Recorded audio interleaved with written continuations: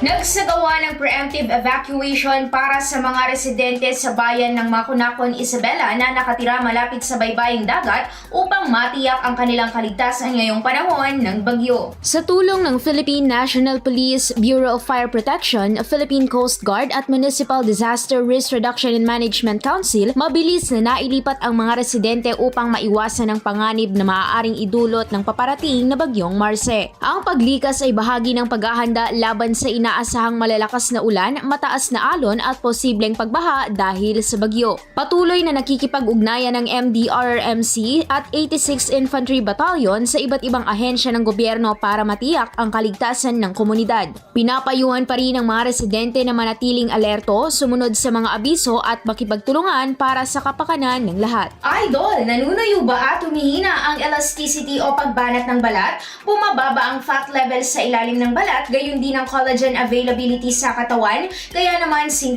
pa lang mukha ay kulubot na. Para mapigilan ang mabilis na pagtanda, mag-DTX 500 na. Pinaparami ang cell regulators gaya ng retinols, peptides at growth factors para sa collagen metabolism and productions. Sa DTX 500, hindi lang balat mo ang magiging makinis kundi ang selula ng iyong buong katawan. Para maging healthy, mag-DTX 500 palagi. Para sa IOVM News, ako si Idol Zaira Kuntapay, Idol!